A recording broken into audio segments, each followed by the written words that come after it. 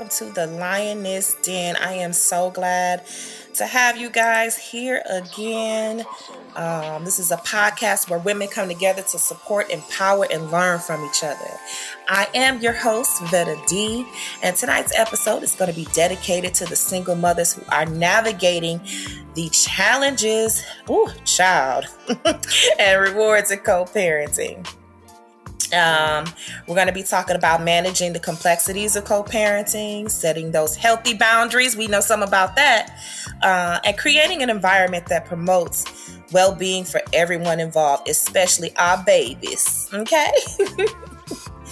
So if you're finding these conversations about in the Lioness Den very helpful, please don't forget, if you have not joined Cap House and joined the Lioness Den, we will definitely give you information towards the end of the show on how to do that. You can leave some feedback in the chat. I welcome that. You could even actually leave feedback in my DMs on Instagram at @IAM_Vettadone, just to let me know how you feel about the show. And you can leave our hashtag Lioness Parenting for tonight's show, okay? So when it comes to co-parenting, it comes with a unique set of challenges, right?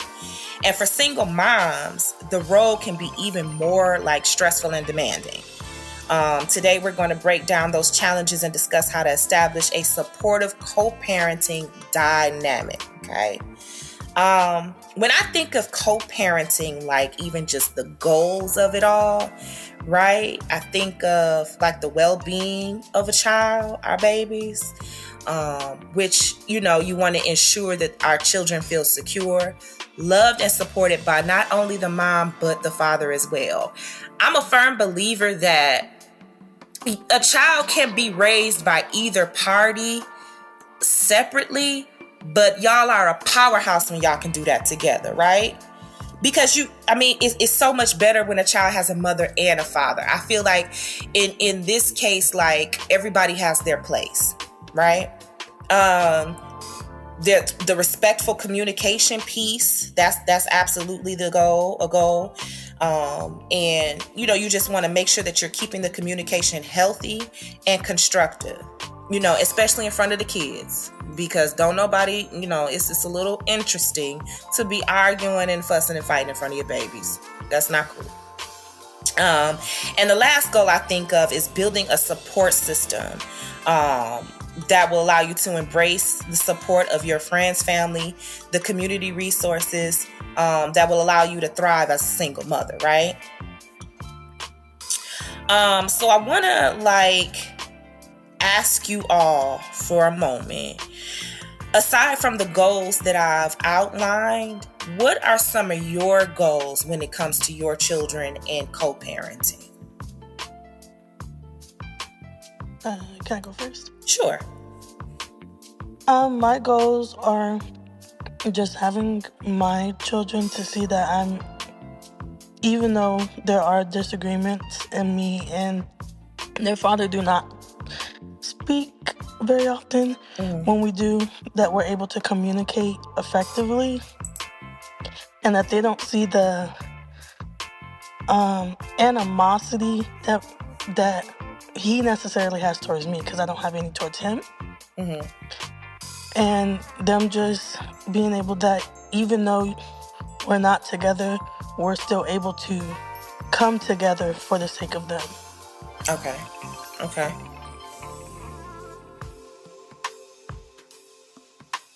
Anybody else have any goals that come to mind when they think about co-parenting or effective co-parenting? So my situation is a little different, a little unconventional, to say the least.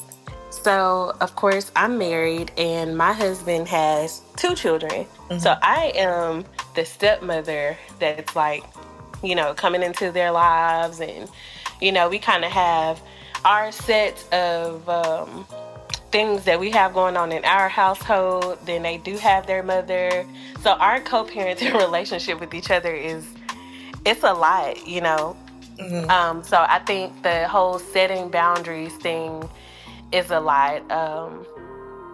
just within itself. But I think us making sure that we're communicating, we're on the same page, and we're always thinking about like what's best for the kids, and making sure that we're streamlining like, how we're doing things across our household, so that the kids can continue to feel supported no matter where they are, and not really feel the friction amongst like us adults. So would you say that one of the steps is like clarity, deciding like, what's going to happen, maybe who's going to, you have which roles and responsibilities, in terms of like how you said, like the decision making, like what's going to happen in your house versus, maybe their moms, maybe like the financial piece, like.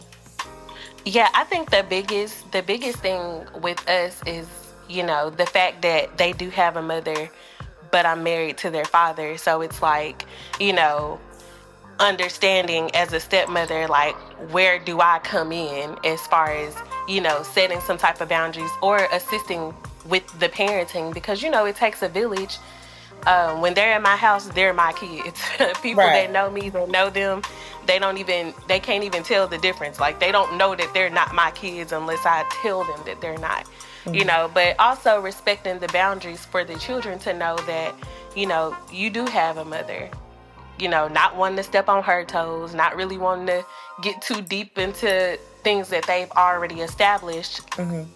But, outside of, being their stepmother, knowing that, this is my house too. So I have to play, some role or have some say as far as what goes on in this house. Right.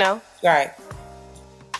Okay. So I think that was kind of the biggest hurdle, just, like where do I fit in as far as this parenting thing goes. Okay. Now, when we talk about like roles and responsibilities, right?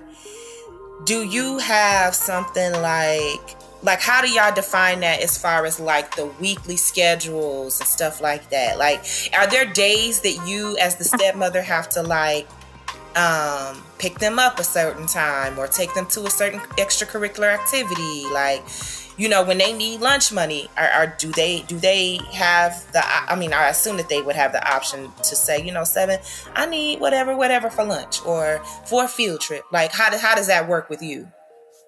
Yeah, so they're with us like half of the time. So this week they may be with their mother. Well, they will be with their mother, and then next week they will be with us. So when they're here, I do assist in pickups and drop-offs. So we communicate, as far as like, hey, you're picking the boys up today, or, we kind of like plan our weeks for the time that we have them. As far as meals go, I cook all of our meals. I meal prep everything. So their meals are being prepared by me while they're here when they're going to school. Like, so all of that is done. We have like a really strict schedule as far as, bedtimes and all of that. And this was kind of communicated across the board. And I just kind of like take whatever they have established for their kids, and I just kind of, make sure it's going whenever they're in my care. But for the when he's here, or whenever the kids are here. So it's not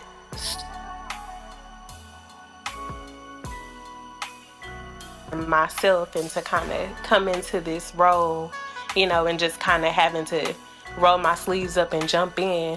It definitely was a big adjustment, and it's something that I'm still, learning every day, just trying to balance out all these responsibilities. And like I say, I have help here.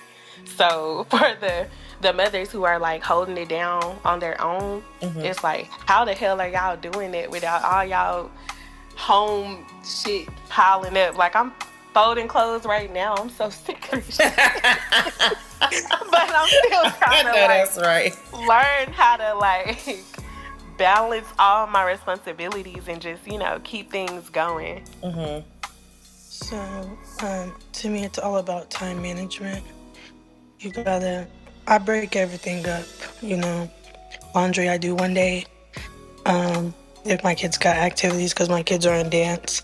So if they got that, if they got that going on, then I just break everything up and take it day by day. That's all I can do, because if I do it all at once, I'm gonna be overwhelmed and I'm gonna go insane. But I had to learn time management is everything. I agree. I'm not always the best at time management. I'm not the best at a lot of stuff. I ain't gonna hold y'all. But I always tell my children, like, although, like, you might see my room a mess, but I'm trying to teach you to have better habits. So it kind of essentially is that do as I say, not as I do type of thing, which I didn't always agree with that. But I always try to teach them healthier. Like, it's important to keep your room clean because it helps you keep your space well organized. You know what I mean?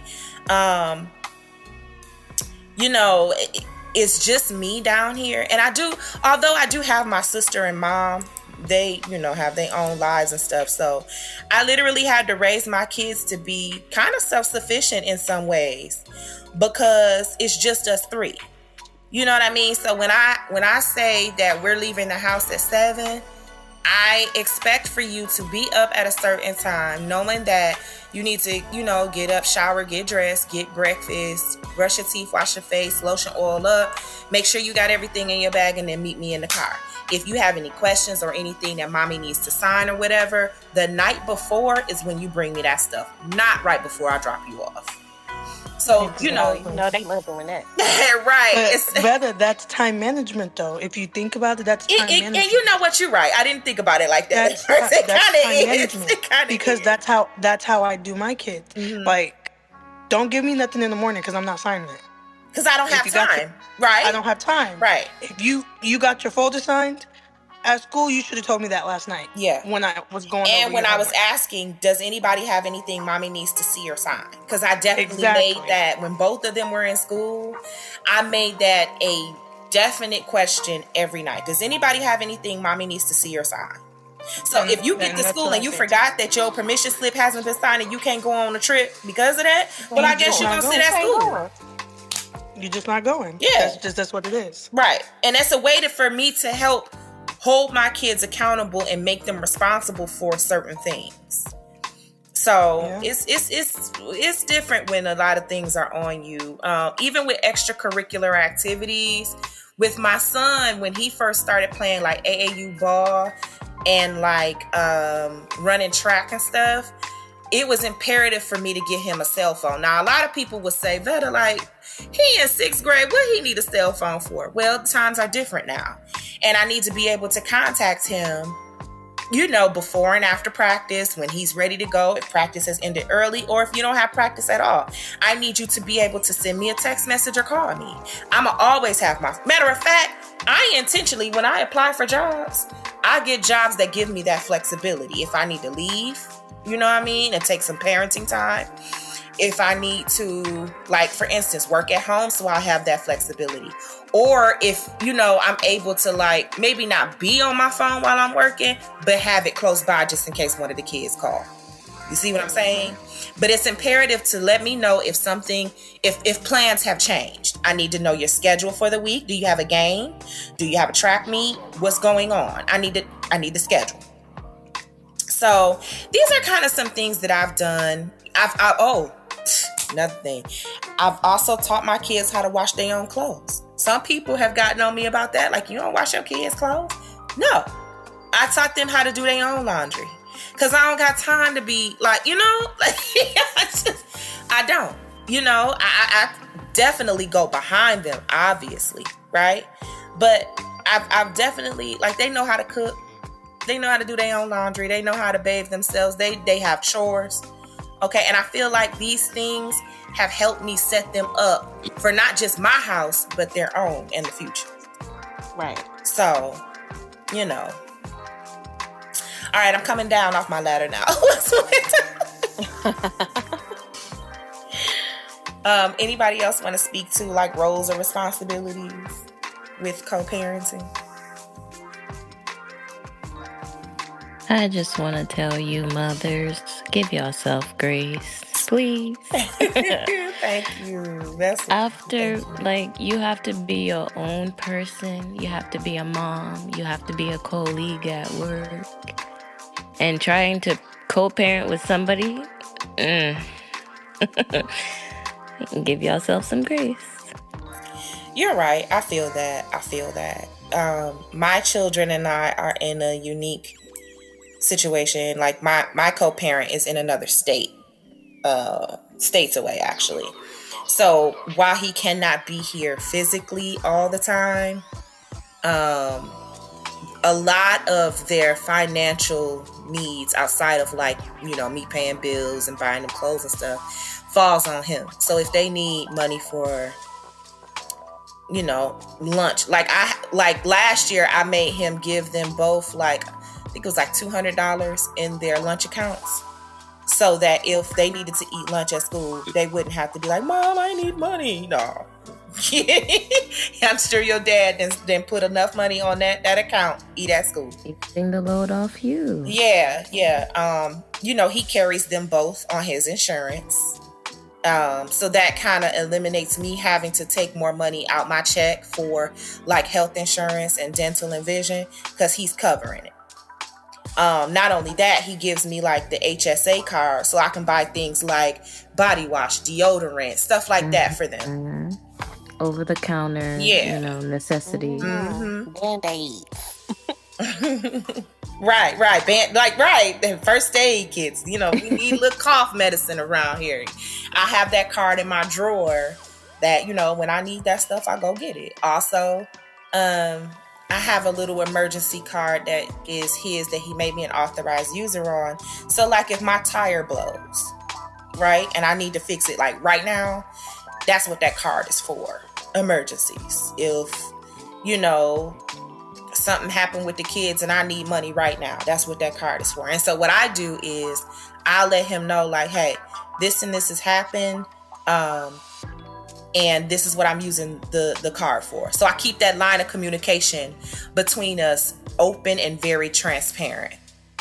And trust me, we did not start out this way. It took us some growing, but I'm proud of both of us, because one of the things that I want my kids to always remember is, although our parents weren't able to make it with each other in a relationship, they were always on the same page when it came to us as kids. Yeah. How did you Good evening, navigate ladies. through setting Good morning. boundaries? Good evening, April. Through navigating your boundaries, how you're not together anymore, but you're still connected. You're still together in a way because y'all have the kids in common, right? Those kids are linking you together. Right. How did you set your boundaries? Like after your relationship ended with him, and be like, hey, this is what I need you to do, but this is my boundary. That's a very, very good question. For me, and I actually want to spin this around on y'all, so get ready. I remember my grandmother saying upon my separation from my husband that you can get more bees with honey. Yes, you are hurt by the mess that he did to cause y'all to separate and divorce or whatever, but you still got kids with him. So this is a forever thing, whether y'all divorce or not, So give him some grace when it comes to the kids, because this is new for him too. You almost gotta it's like a talk to him nice kind of thing to get what you want. Now, some might say that that's a form of manipulation, and that's okay. You still gonna do what the hell I need you to do for these kids. But I started off when I was real bitter about our breakup. When he would come down here to North Carolina to get my kids, I would make him stand on the porch. I would close the door in his face. I would tell him stuff like, you don't need to speak to my mother when you come, just drop my kids off and go. The conversations were real short, but then when I had that epiphany, I called him up one day and was like, listen, it's really been long enough, and I feel like I'm healed enough to say that I want to get on a different track with you. I want our kids to remember how well we worked cohesively to raise them. And so I know I've done and said some things that were probably unfavorable, and I apologize for that. But moving forward, I really, really want us to have a different type of relationship when it comes to doing this with them. I don't want them to be uncomfortable about telling me things that they've done with you and your wife. And I don't want them to like tiptoe around telling you what's going on here at the house with us. You know what I mean? Like, I don't want them to be uncomfortable between us because we're their parents. So this is my olive branch, and I'm looking forward to us getting on the good foot. And I'll be honest with you, for a minute, he really treated me like what I was saying was a load of bullshit. But the consistency that I held after that conversation brought him around. And that's what got me authorized user on credit cards. And you know what I mean? That he extended things to me that showed me that he was on the same page with me too. And so now, like, when he comes, I let him come over and he can, hang out here at my house with the kids. Because why should you have to take him to that stuffy ass hotel room, right? He'll take them out for dinner and bring them back, and hang out. When he comes, you definitely could come in and sit down. You want something to drink? Can I get you? You know what I mean?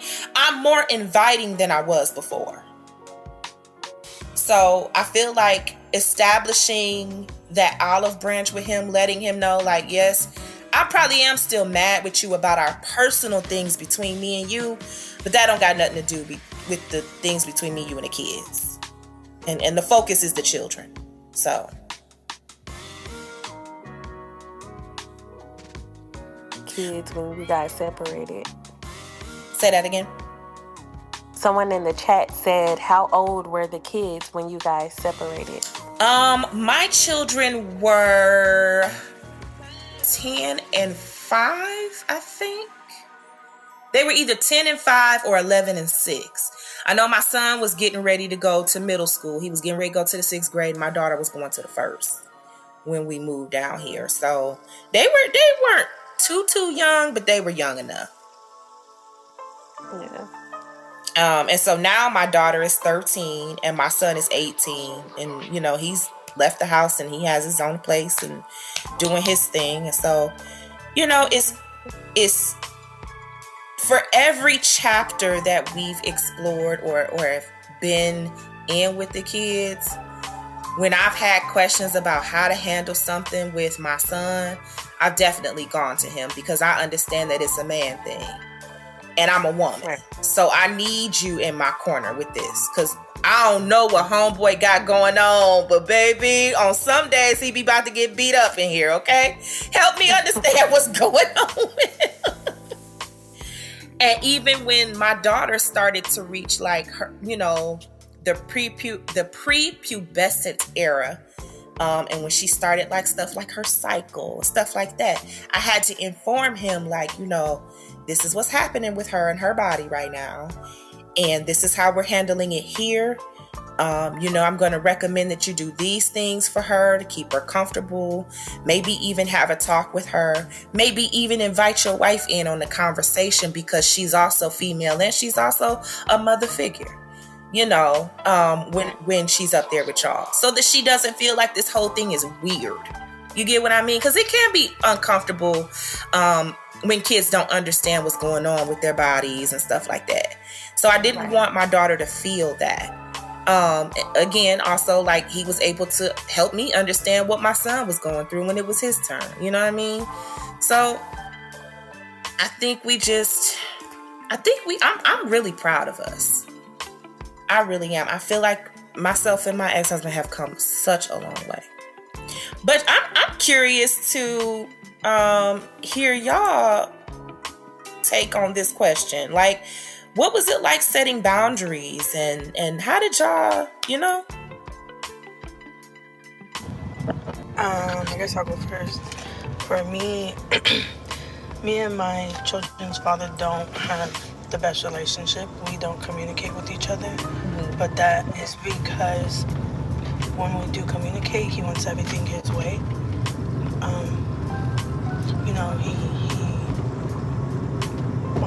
What's the word? He tells me I'm not a good mother and just is very disrespectful. And it's very disrespectful. So I set the boundary as far as I don't have to deal with that. Okay. And I don't have to be with you just because I have kids with you. So as far as the boundary in a quarter mile, turn right onto South Cooper Street. I'm sorry. The boundary that I've put is when you want to see, because he's allowed to see them 1 weekend a month, so he sees them every third weekend in the month. So whenever he does see them, I drop him off at his mom's house. Turn right onto South Cooper Street. So I don't have to communicate with him. Okay. And if I do have to, oh goodness, they closed it. If I do have to communicate Continue with on him, South Cooper Street for half a mile. If I do have to communicate with him or have to go to his house, then I'll bring like one of my siblings with me or a friend, just so there's someone to diffuse anything in case anything happens. Okay. Well, I hate that that's where y'all are now, but I do understand sometimes that is for the best. Yeah, when I was very hard to be with him, because when I got with him I was 19. I had my kids at 21, and I left him at 25.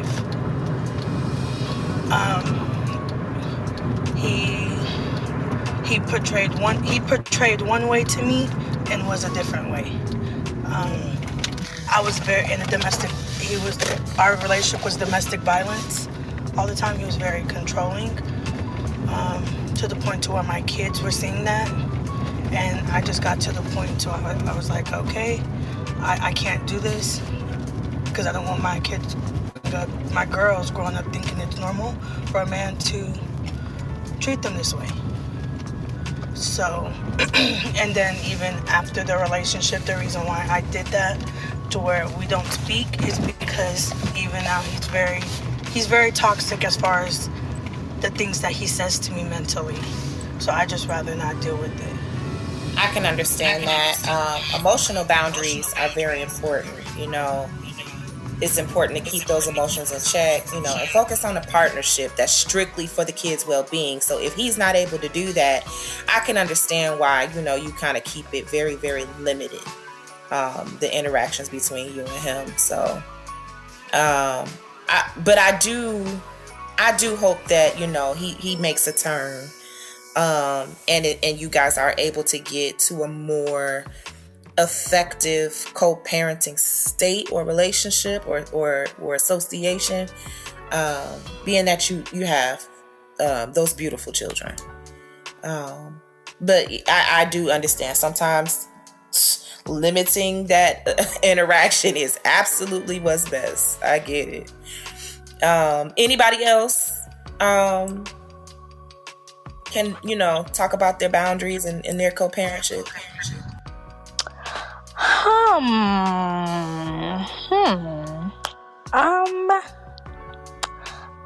I would like to say that it wasn't the easiest, but we cool now. That's my dog. Okay. But when we first broke up, I'm not gonna flag. It was like, since we wasn't messing around, he kind of stopped getting his daughter. He barely was sending money like he was supposed to. So, I realized like every time he had got into a new relationship with a different chick, he kind of started slacking. So I don't know if it took for him to be single, like completely single, and had to sit back and think. But after I told him about himself one day, like I basically told him like, bro, you acting like a real fuck nigga. And you say you don't want to grow up and be like your daddy, but low key you starting to turn to him slowly but surely. Mm-hmm. You feel me? Like, and I feel like because that was my baby daddy, bitch, I ain't have to sugarcoat. I ain't need to talk to you all nice and sweet. Like, nah, nigga, you tripping.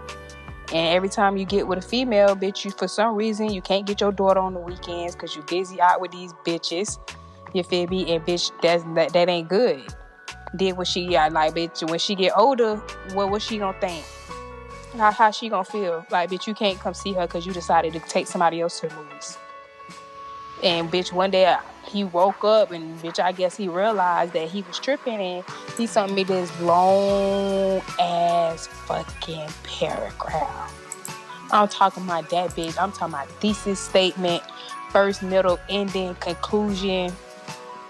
Like, he wrote that bitch up, and he basically was just like, I apologize, I'm gonna do better, I know I haven't been there like I should, yada yada yada yada yada yada yada.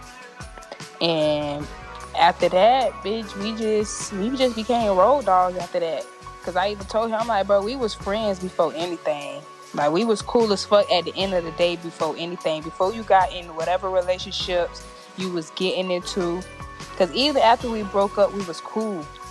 But once you started getting in these relationships with these different females, you went to tripping. It should never be like that. You should never have to feel like you gotta fall back just cause you start fucking with somebody. And he ended up telling me he didn't want his chick to feel uncomfortable. You feel me? Which is understandable. But then again, they got to be as understandable as I am. Because I don't never want little mama to feel uncomfortable. But then again, she never feel uncomfortable about me. Because we cool at the end of the day. We had an incident where all our kids went to the same school. So his brother used to pick all the kids up at one time. Mm-hmm. The kids used to chill at his house. My other two kids that's not his used to chill at his house. One day she made a slick comment and was like, oh, how come they always over here if these ain't your kids? Mm-hmm. I told him straight up, you better check the bitch before I do. You feel me? I can understand. And that's a boundary right there. What you mean, ma'am? Don't start none. It won't be none. We already had a program, and baby, and I ain't gonna play. He did check her about it, and she ain't never asked no crazy ass questions again. Cause baby, you could get the fuck on by these ones over here. And bitch, ever since then, like bitch, we been cool. I feel like it took for her to say something about the other kids, my two other kids that wasn't his, cause bitch, he still look at them like them his kids. So it was like. It was understandable. Yeah, I can understand, setting that boundary as well. Like, it's an interesting situation to be in when you have kids with a person and then the new person comes in and tries to like take over, when really, sometimes it's best to kind of sit back and kind of observe how they do things. And then maybe even have communication or conversations about how you fit in here in this situation with them. You know what I mean? Instead of trying to throw around weight that you don't have. Mm-hmm. And I feel like it's okay for parents to have, genuine relationships outside of just co-parenting. Like, I feel like just because you get in a relationship, your partner shouldn't have to question, oh, why did your baby mama call you and check on you?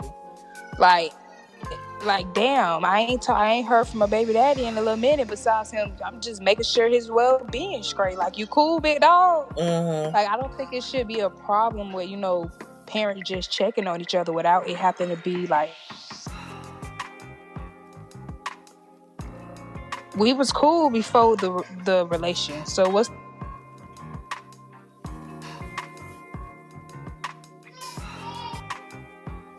I understand that. I definitely, like, myself and my kid's dad, we definitely check on each other as well. Like, he might randomly text me something, and I've definitely randomly text. You know what I mean? Like, I was his friend before anything else. And so it's been amazing to get back to our friendship after the dust has settled, and I often tell him, like, maybe we should have just kept it on a friendly level instead of trying to be in a relationship with one another. And now we got kids and houses and cars, and now we all invested in each other's life. We probably should have just stayed friends.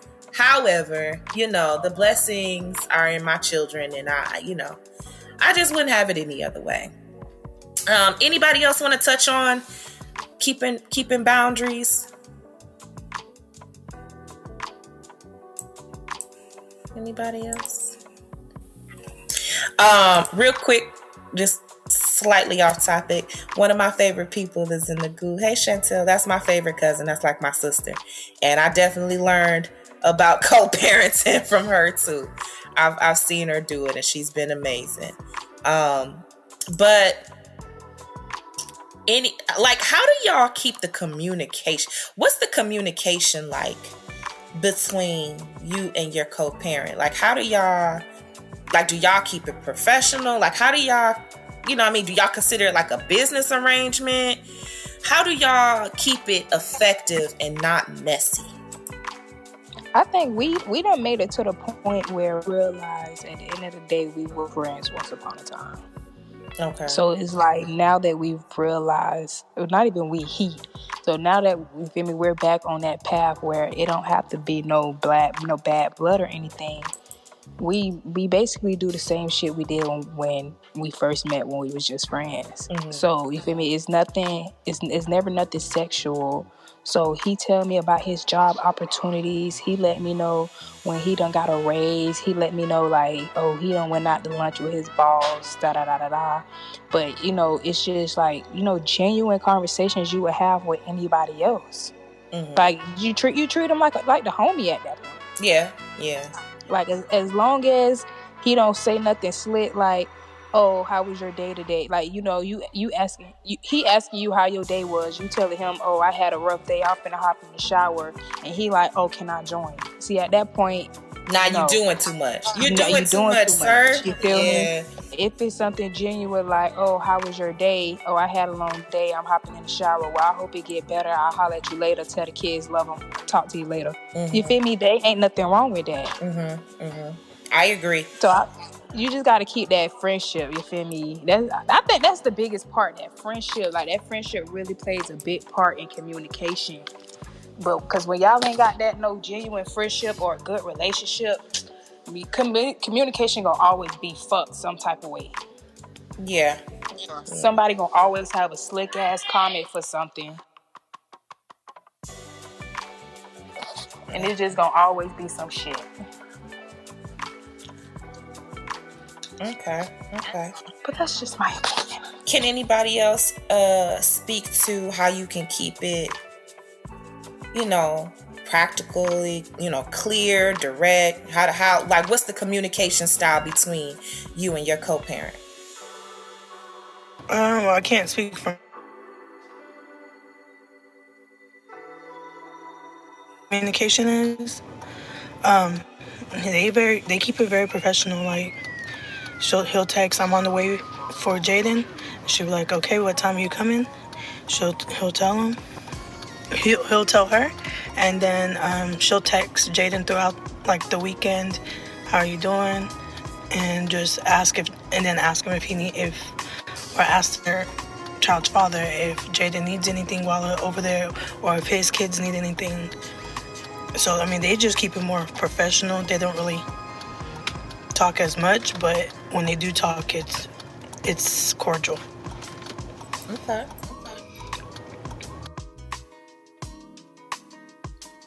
Any other mommies in here, or anybody else want to speak to the communication style between co-parents?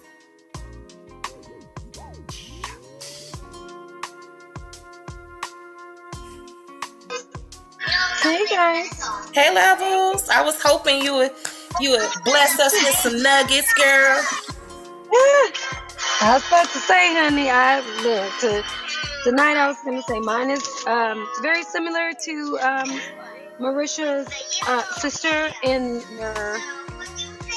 it is legal for when you are dealing with someone. Sweetheart, I need you to turn that down a lot. Turn it down. Turn it down, please. Because you didn't even touch it. In real time. Sorry. Okay, at its finest. Because, okay. Yeah, well, your brother's tablet. I can't stand no loud TV, baby. Okay, look, his tablet is very loud, but again, This is my baby with his waters under ears. I understand. Yeah. Yes, baby. Okay, give me 1 second. I got some. Is your brother still lit in the car? I'm sorry. Sorry, y'all. It is not. He didn't bring it. Give me a minute, and you'll be able to turn it back up. I'm sorry. Yeah, no. I find that I am dealing with a narcissistic person, so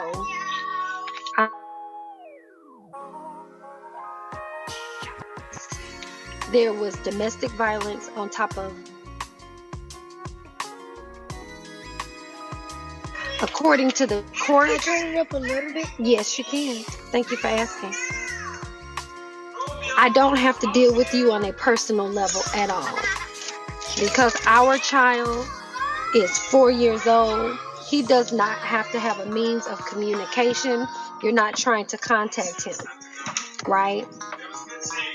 So, with that being said, you can video call him on his tablet that I've established his own phone number for. When it comes to the whereabouts and the backing and forthing for him, I communicate with his father via email. Okay. It's email alone, because text messaging back and forth could be you, it could be your wife, it could, you know what I'm saying? The phone calls can be you, it can be your wife hooping and hollering over the phone back and forth in front of my child. My child is not going to hear my voice hooping and hollering back and forth with you, nor is he going to see it when he's in my household. So when it comes to that, yes, I am a commenting queen all over my keyboard, up and down, left and right. Me and Quincy got a thing going on. You understand what I'm saying to you? Yes, ma'am. Yes. We do things quite well, because what I understand is very, very good about it is that it gives me everything that I need, including the time, the date, the hour, the minute, and the second that you sent it, that you responded. So when the court said you have 72 hours, 48 hours to respond to certain things, when I send you something on the 4th of December, you only have until the 8th of December to respond to me. If you do not, you will not have him on the 25th of December if it's not your year, because your mama is doing something special for Christmas, because you didn't arrange that, because you didn't ask to switch, sir. No. Okay. So you keep it real, straight to the point. Okay. And there is no communication between myself and anyone else, because it's very, very, very important to me that people have this understanding. I slept with him. Got you. Okay. Right, I understand. You married her. Okay. So what you have going on in your house, what you choose to divulge of the decision making that we have done, is fine. She doesn't need to talk to me at all. She's not my wife. Just be clear that you will lose custody of your child if I have to send the police to your house because I figure out that she's done something out of line to our child. Be advised. Amen. So, I do have a question. Okay. So, as far as like, let's say there, and I agree totally % with you levels, that I agree, because my kid's dad, his wife doesn't say anything to, I don't want nothing, I don't want you talking to her, I don't want you.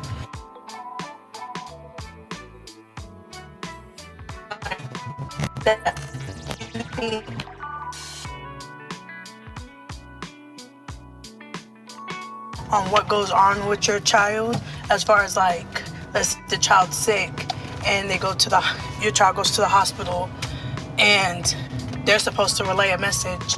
If you can't get a hold of their father, how How do you think that will work?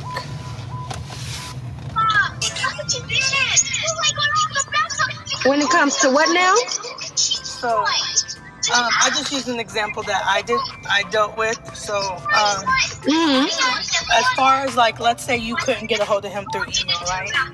And the only way of communicating with him was through his wife.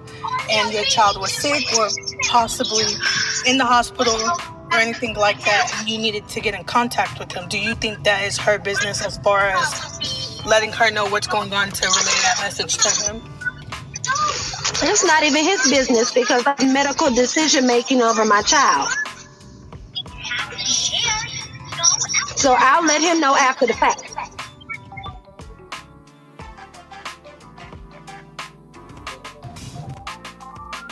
So I will.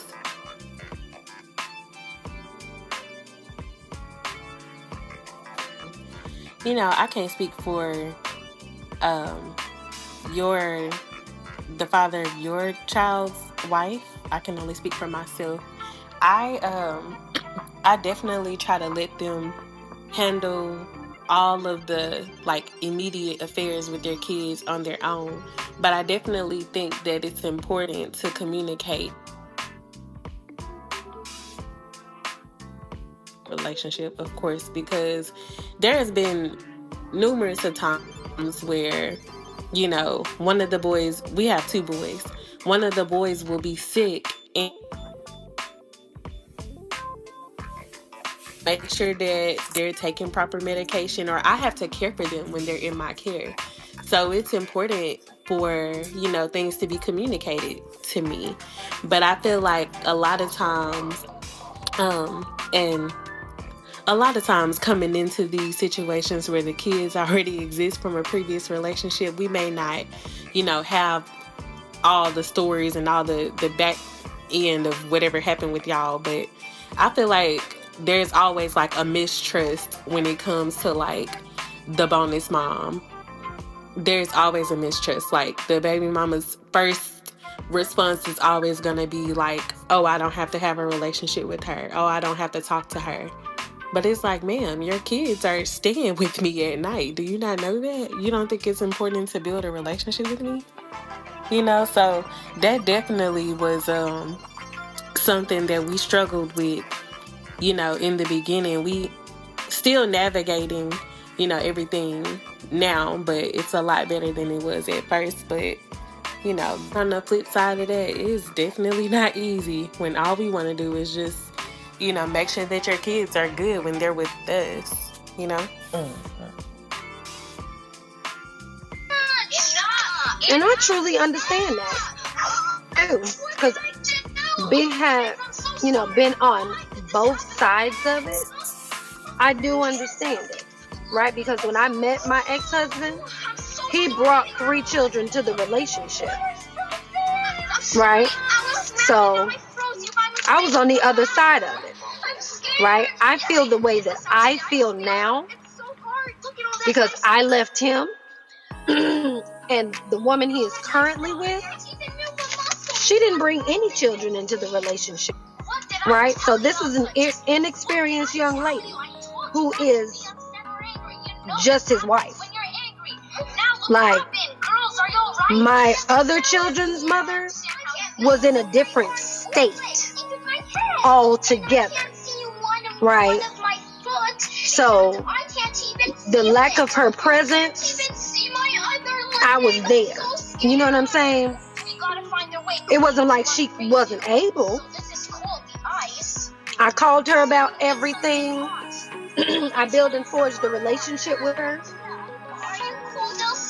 I video chatted her about every, parent-teacher conference, about every doctor's appointment, everything. Because her youngest child was 3, so obviously they all knew who their mother was. We just had a relationship. But this young lady, she's his wife. I'm not the lack thereof. I'm not present. I see my child all the time. If he's sick in the middle of the night, I can go around the corner and go and get him. If he needs to come home, I can go and get him. Right? She has no experience as a mother. That's something totally different to me. Right? That's just me. And there's, the flip of the coin is when you say something about my parenting, I have nothing to say to you. To me, you're not trying to forge a relationship. You're not even trying to get to know me. I have nothing to say to you. So I deal with it as it is, like I would any other adult person on the planet. If you bring harm to my child while he's in your care, you will have to deal with the authorities. Point blank, period. Because he's in the house to spend quality time with his parent, not you. The fact that you're there is because his father wants you there. You don't have to be there. You want to be there to be with his father.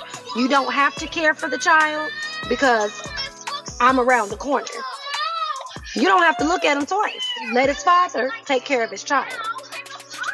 That's what he's there for. I'm glad I'm sorry, go ahead. Go ahead. I'm glad you all brought these instances up because they kind of help us segue into another point that I want to, or another part of the topic that I want to touch before we end tonight, and it is the conflict resolution part.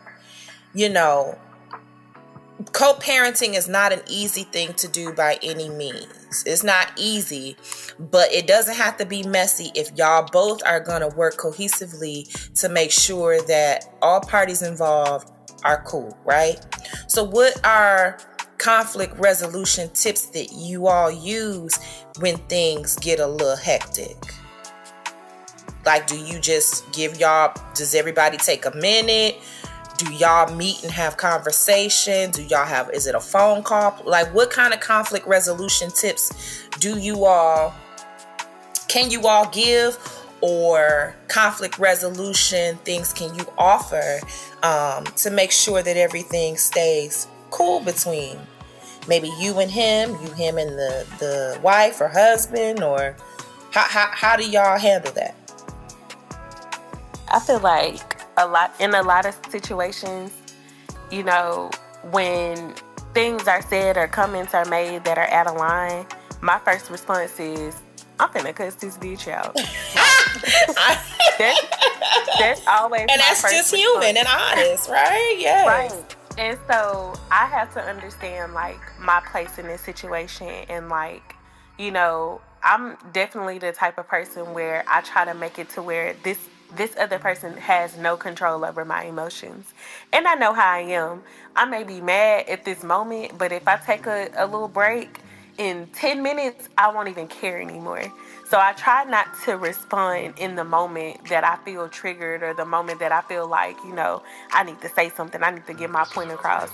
And, in the time that I'm taking my little break, I try to calm down, and I try to really be strategic with how I respond, because I feel like, in a lot of situations, the power is in my hands in regard to what direction this conversation is going to go. So I try to use that to my advantage to try to bring things back down to the level where I want it. Mm-hmm. And we'll just go from there. And, because it's two of us, so it's me and him, and then it's her.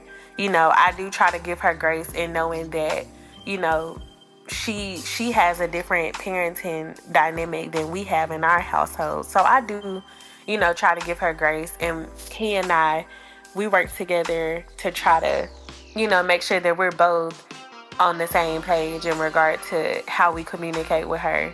So maybe he don't want to communicate today and I'll take over, and vice versa. But it really just takes a whole lot of patience. Yeah, it definitely does. I feel like one of the tips that I love to reflect on is The fact that although conflict will come up, using the I statements and focusing on the facts rather than emotions can make tough conversations a lot easier. You know, Can you explain that? The I statements? the I statement, using I statements and focusing on facts. Like, you know what I mean? Not because the I statement helps with responsibility for you. And you're not pointing any fingers, you're not playing the blame game or any of that, right? So it kind of just helps. It kind of helps keep the conversation kind of level. You know what I mean? Because imagine being the parent and all they doing is saying you don't do this, you don't do that, blah blah blah. Focus on your portion of the conversation, your responsibility in all of this. The I statements. That makes sense.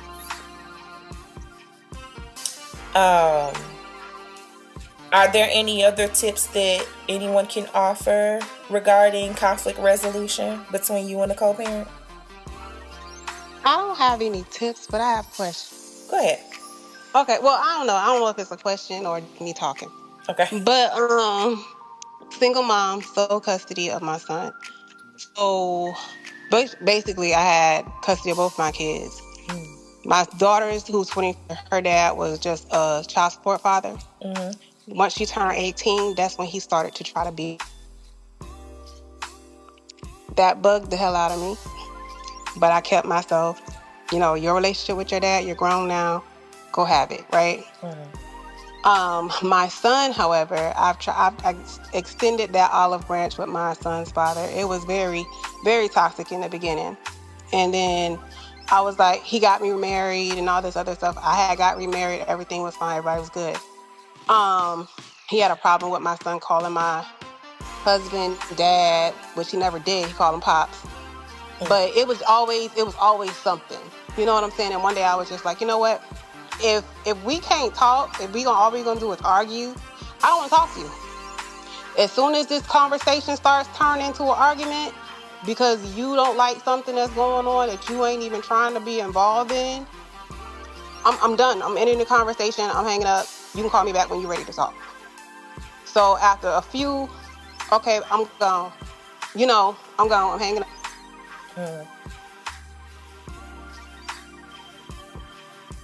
If this continues, he will continue. All right.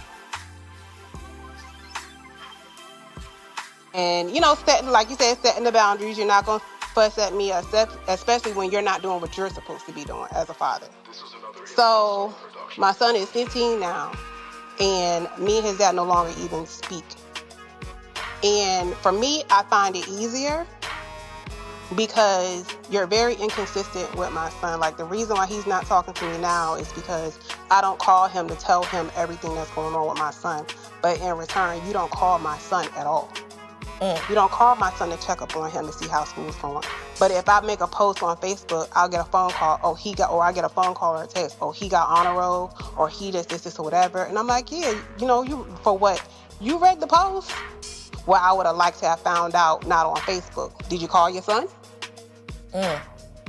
So I have to, he wants me to be the relayer of everything, where he has to just sit there and receive. And I have to do all the giving, all the child rearing, all of this. He's supposed to pay, you know, the insurance or whatever.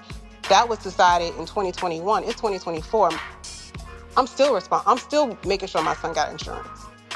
But it's just easier for me because the man had me in and out of court any chance he got. So any chance his wife got pregnant, child not even born yet, I'm in court for a reduction of child support. Oh my God. You know what I'm saying? So it got to the point where he finally got the child support down to where he wanted it. And I'm just like, I'm not even really getting that. He got mad at me. I didn't get child support for 7 months. Wow. Yeah. And it's just like, so you mad at me? The courts let that happen? And I'm like, I'm trying to figure out, because I'm calling child support. I'm calling child support like, hello, I haven't gotten child support this month. Oh, you got to wait 30. He got till this time. I'm like, okay, that time has come and gone. What's going on? So now he's in arrears, right? And now he's having to pay back child support. But you know how child support works. I'm not getting that until my son probably 25. They giving you $25 it's they giving you what they want. You know what I'm saying? And I'm just like, you know what? Long as I get something, I'm good. You know what I'm saying? Because it's just I went with that with my daughter's dad with the arrearage and all that other stuff. I end up just saying, you know what? Keep your money. Because it's just easier for me. Girl, listen. It was just easier to be like, here, you were back behind $6,000. You know what? Just keep it. Just keep it. Because she's going to be taken care of regardless. Whether you do what you're supposed to do or not, she's going to be taken care of. And that's something you got to deal with. That's something that you got to answer to when she's now able to talk to you and ask you, well, why didn't you? You know what I'm saying? Right. My kids ain't never got to ask me why I didn't, because I'm always there. Right. You know what I'm saying? So I'm like this. If that's the relationship you want with your kid, that's the relationship you got to have with your kid. It's not my responsibility to make sure you're a father to your child. It's not my responsibility to son is a son to you. Yeah. That relationship is between. If he don't call you, I even asked my son, why you don't call you? I said, you talk to your dad? No. I said, when's the last? Let me see your phone. It was like 4 months.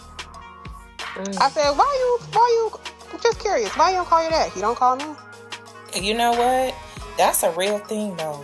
And I'm a component of, with family members, relatives, whatever. If you don't call my son or you don't call my daughter, I'm not forcing them to call you. And if I catch you asking my kid, why you don't call me, or why you don't come see, because when the last time you came and seen about them?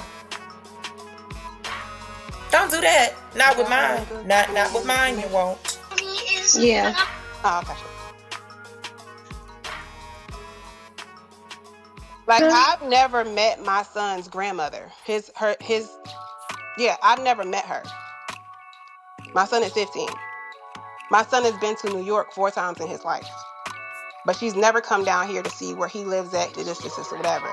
And so it was one Christmas break, she wanted him to come. But I was like, yeah, he can come for half of the break. You know what I'm saying? It's 2 weeks. He can come or it was a summertime or something. He can come for at least 2 weeks or whatever.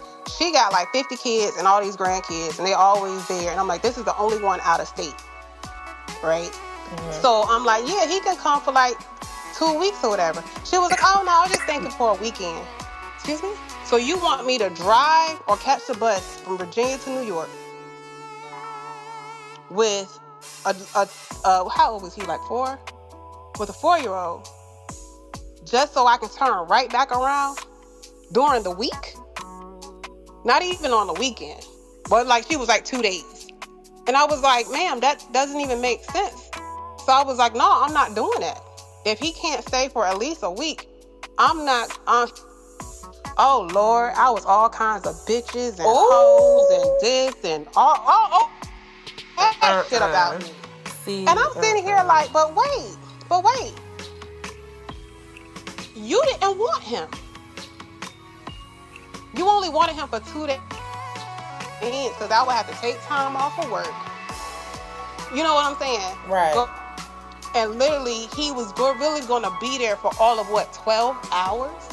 Right, basically. Come get him. Right. If you come get him, he can come. But if not, and that's exactly so. His at that time, me and his dad, and his mom called him about it. He was mad. They weren't talking for real. They was mad at each other, or he was mad at her for some other shit. And so he called me and was like, my mom called me and talked about you're not bringing and all this other stuff. And I was like, I'm not. And I said, did she tell you why and what she proposed? Like, no. And I told him. He said, that shit don't make no sense. Why would you do that? And I was like, exactly. Oh. But that's when we was cool. But now it's like we don't talk. He completely stopped talking to me, because before was he would call me to talk to me more than even call to talk to his son. And I was like, wait, are you trying to get back together or something? Because I would be talking to his other kids, because he's divorced now with the woman that he cheated on me with. She cheated on him their whole entire marriage. How you get them is how you lose them. Nah, that's the truth now. So, but now you want to come crawling back to me because you like how I got control over your kids just over the phone. Oh, that's the type of stuff we need in this house. No, sir. You had to trying to come back. Right. So you trying to come back, And I'm like, no, I don't want, no. We can co-parent. You know what I'm saying? Let's see you be father of the year to your son, your oldest son, your twin, literally, your twin. Let's see you be father of the year to him. And then I'm sitting there watching him be, happy dad and father of the year, doing all this stuff with the kids, and one of his kids is special needs and all this other stuff. But my son is getting the crumbs.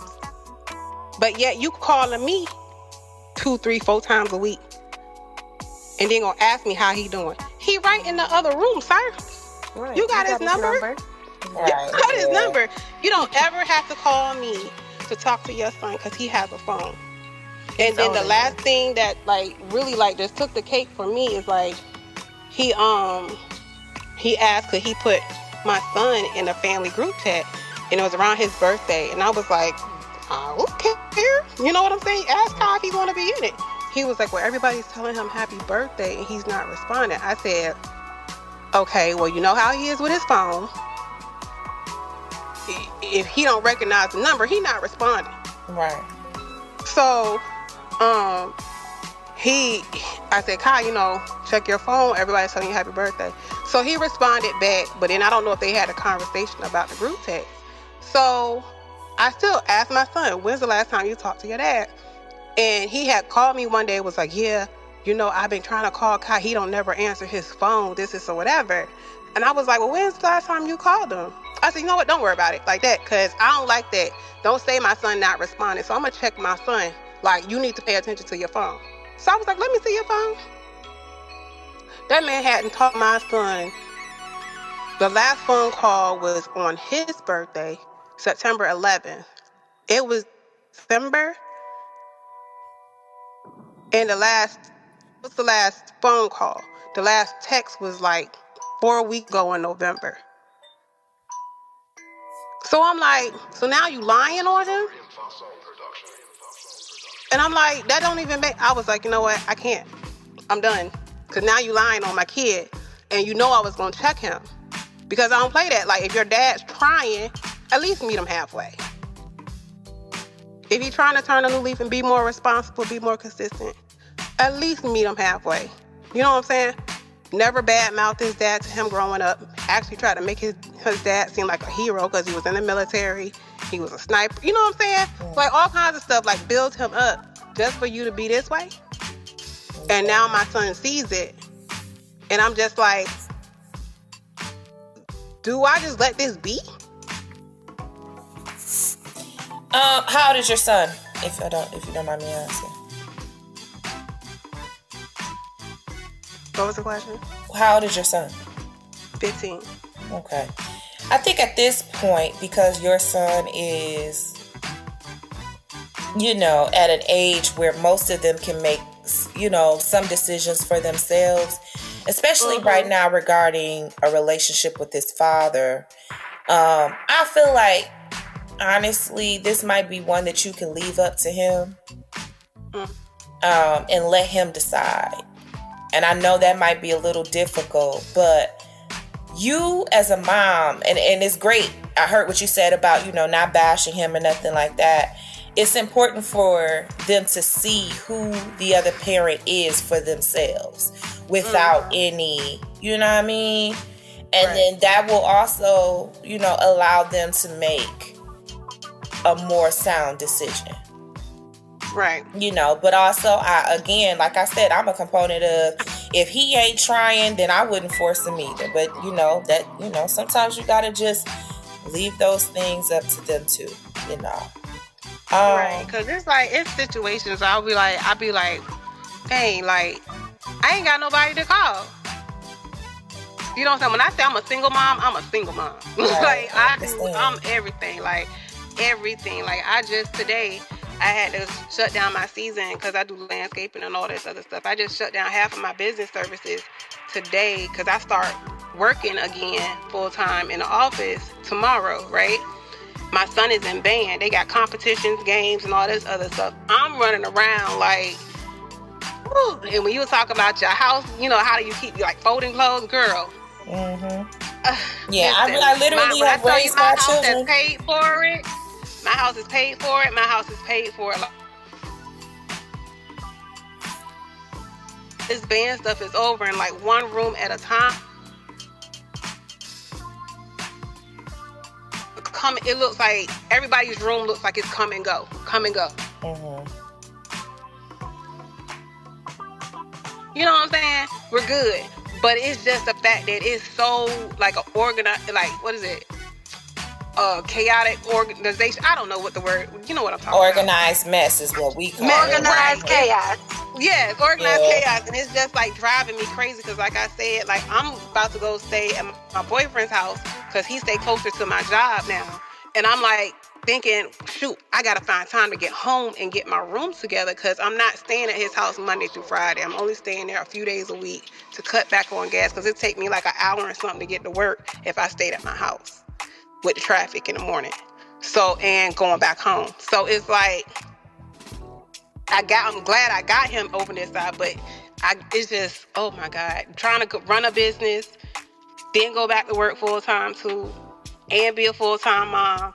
My daughter getting married next year. We got that going on. I'm just like, I just found out she asked my ex-husband to walk her down the aisle, didn't tell me first, but that's something else. That's, you know. You know what I'm saying? You gotta kind of let that one be too a little bit, sis, because this her wedding. I'm not mad. I'm not mad because her reasoning behind doing it, I am 120,000% okay with. Mm-hmm. He has been more of a father to her than her own father. You know what I'm saying? Like he was the consistent. We was married for 7 years. So before him, it was just us, me and her, and then her brother came. And then, you know, we got divorced. And by the time we got divorced, she was grown.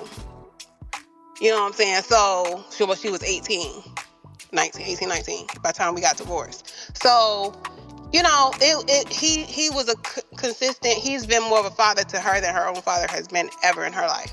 So it made sense because I was like calling him to say, hey, did Kayla and them tell you that, you know, they're getting married next year? And he was like, yeah. She asked me to walk her down the aisle. I said, what? You know what I'm saying? That's how I found out. I was like, well, I wish I would have known. You know what I'm saying? So he told me some stuff, but it's yeah. And then his whole relationship with my son, my ex-husband, that's like, they cool, they talk, but he said he was going to be there, but he hasn't been there like he said he was going to be. So that kind of bothered me too a little bit when she asked him to walk her down the aisle. I was like, so, you know what I'm saying? How you can commit to that, but you ain't committing to, you know, I'm just like, you know what, never mind. Yeah. That's between them. Let me touch on this particular thing real quick because we a little bit over our time, y'all. Mm-hmm. Does anybody use any digital tools for co-parenting, like apps? Like, I just found out about one tonight called Our Family Wizard or Cozy. Has anybody ever used any of those for like scheduling, finances, general communication? No? I know a lot of times we just use group chats for real between, you know, my son and my daughter and their father. But I've never like, you know, I kind of just, for appointments, like their dental and medical appointments, I just kind of let him know when I've set them, what day they are, what time.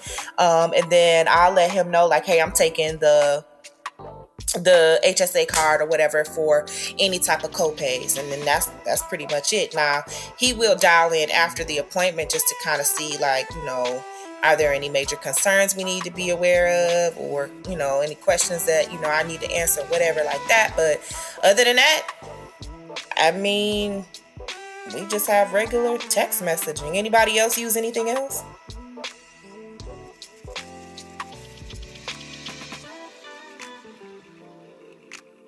No? Okay.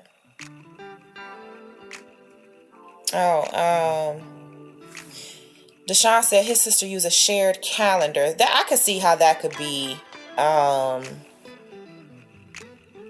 Okay, Telegram. Okay. I never really thought about those. You know, as far as like a co-parenting, but I could see how those could be useful tools. Yep, I can see, yep, putting notes and everything in there. If there's any changes that need to be made to the, like an appointment time or whatever, I could see how that could be useful. This was very interesting to listen to. Hi, my bad to interrupt. Yeah, I don't have no kids or nothing, but I do deal with like a lot of baby fathers and stuff like that. So it's like real interesting to see like the other side of it, because only hear what the man says, like so it's like really interesting to see the outlook of everything, different perspectives, things like that.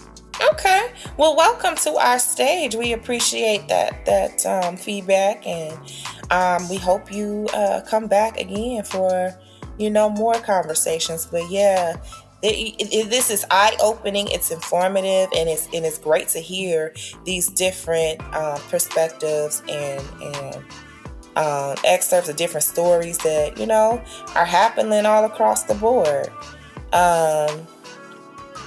So I want to thank you all again for coming out to the Lioness Den. This has been another great show.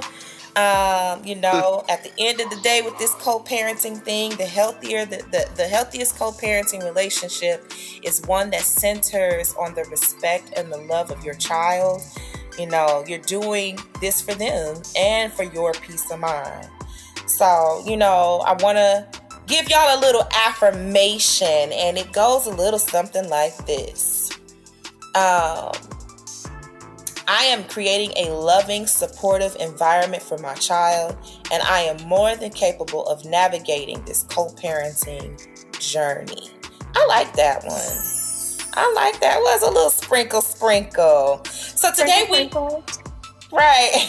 Today we explore co-parenting strategies, setting boundaries, and keeping your child's well-being at the heart of everything you do. Again, if you love tonight's episode, we definitely want you to join us again. We are here every Wednesday night at 8 p.m. Eastern Standard Time. And you can definitely hit us up on Instagram. We are at the Cap House, the official Cap House. And you can definitely join the Cap House and be a part of even the Lioness Den chat, where, we share different ideas, feedbacks, and things about the show. If you there's a topic you want to explore, you can put that in there. And we'd love to have you. So again, thank you for being here tonight and just sharing, your experiences. I love what we got going on here in the Lioness Den, and I just really appreciate you guys for kicking it with us.